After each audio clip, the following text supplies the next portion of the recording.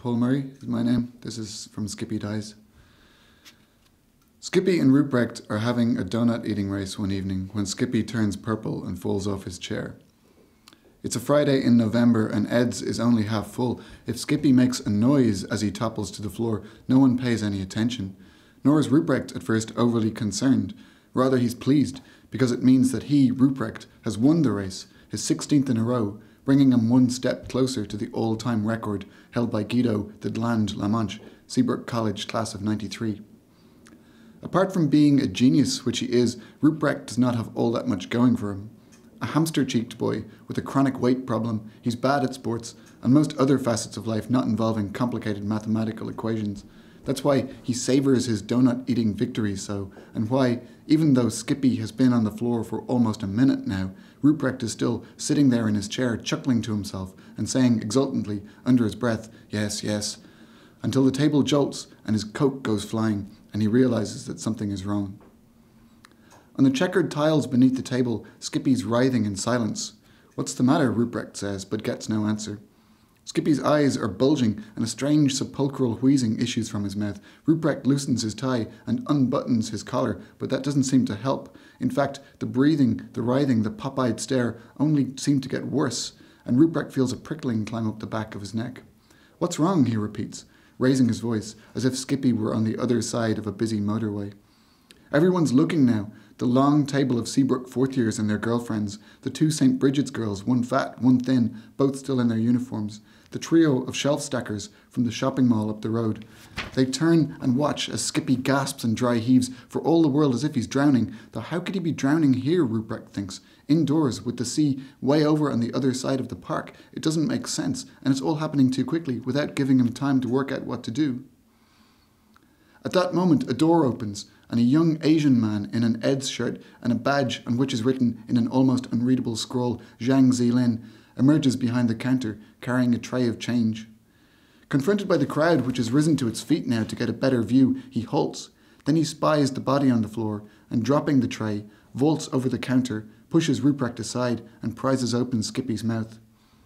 He peers in, but it's too dark to see anything, so hoisting him to his feet, he fastens his arm around Skippy's midriff and begins to yank at his stomach.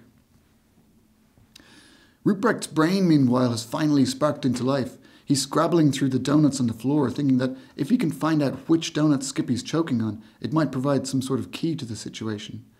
As he casts about, though, he makes a startling discovery.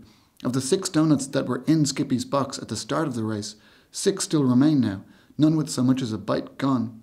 His mind churns. He hadn't been observing Skippy during the race. Ruprecht, when eating competitively, tends to enter a sort of a zone in which the rest of the world melts away into nothingness. This, in fact, is the secret of his record-nearing 16 victories. But he'd assumed Skippy was eating too. After all, why would you enter a donut-eating race and not eat any donuts? And more importantly, if he hasn't eaten anything, how can he be— "Wait!" he exclaims, jumping up and waving his hands at Zhang. "Wait!" Zhang Zilin looks at him, panting, Skippy lolling over his forearms like a sack of wheat. "He hasn't eaten anything," Ruprecht says. "He isn't choking." A rustle of intrigue passes through the body of spectators. Zhang Zilin glowers mistrustfully, but allows Ruprecht to extricate Skippy, surprisingly heavy, from his arms and lying back down on the ground. This entire sequence of events, from Skippy's initial fall to the present moment, has taken perhaps 3 minutes, during which time his purple colour has faded to an eerily delicate eggshell blue, and his wheezing breath receded to a whisper. His contortions, too, have ebbed towards stillness, and his eyes, though open, have taken on an oddly vacant air, so that, even looking right at him, Ruprecht's not 100% sure he's even actually conscious, and it seems all of a sudden as if around his own lungs Ruprecht can feel a pair of cold hands clutching as he realises what's about to happen, though at the same time he can't believe it. Could something like that really happen here, in Ed's donut house? Ed's with its authentic jukebox and its fake leather and its black and white photographs of America? Ed's with its fluorescent lights and its tiny plastic forks and its weird sterile air that should smell of donuts but doesn't? Ed's where they come every day, where nothing ever happens, where nothing's supposed to happen. That's the whole point of it. Look! One of the girls in crinkly pants lets out a shriek. Look! Jiggling up and down on her tiptoes, she stabs at the air with her finger, and Ruprecht snaps out of the stupor he's fallen into and follows the line downwards to see that Skippy has raised his left hand. Relief courses through his body. "That's it," he cries. The hand flexes as if it's just woken from a long sleep, and Skippy simultaneously expresses a rasping sigh. "That's it," Ruprecht says again, without knowing quite what he means. "You can do it." Skippy makes a gurgling noise and blinks deliberately up at Ruprecht. "The ambulance is going to be here in a second," Ruprecht tells him. "Everything's going to be fine." "Gurgle, gurgle," goes Skippy. "Just relax," Ruprecht says. But Skippy doesn't relax. Instead, he keeps gurgling, like he's trying to tell Ruprecht something. He rolls his eyes feverishly. He stares up at the ceiling. Then, as if inspired, his hand shoots out to search the tiled floor. It pads blindly amid the spilled Coke and melting ice cubes until it finds one of the fallen donuts. This it seizes on like a clumsy spider grappling with its prey, crushing it between its fingers tighter and tighter. "Just take it easy," Ruprecht repeats, glancing over his shoulder at the window for a sign of the ambulance. But Skippy keeps squeezing the donut till it's oozed raspberry syrup all over his hand. Then lowering a glistening red fingertip to the floor, he makes a line and then another perpendicular to the first. "He's writing," someone whispers. He's writing. Painfully slowly, sweat dripping down his forehead, breath rattling like a trapped marble in his chest, Skippy traces out syrupy lines one by one onto the checkered floor. E-T-E-L. The lips of the onlookers move soundlessly as each character is completed, and while the traffic continues to roar by outside, a strange kind of silence, almost a serenity, falls over the donut house, as if time in here had somehow stopped moving forward, the moment, rather than ceding to the next, becoming elastic, attenuated, expanding to contain them, to give them a chance to prepare for what's coming. T-E-L-L-L-O-R-I. The overweight St. Bridget's girl in the booth turns pale and whispers something in the ear of her companion. Skippy blinks up at Ruprecht imploringly. Clearing his throat, adjusting his glasses, Ruprecht examines the message crystallizing on the tiles. "Tell Laurie?" he says. Skippy rolls his eyes and croaks. "Tell her what?" Skippy gasps. "I don't know," Ruprecht gabbles. "I don't know, I'm sorry." He bends down to squint again at the mysterious pink letters. "Tell her he loves her," the overweight or possibly even pregnant girl in the St. Bridget's uniform exclaims. "Tell Laurie he loves her, oh my God."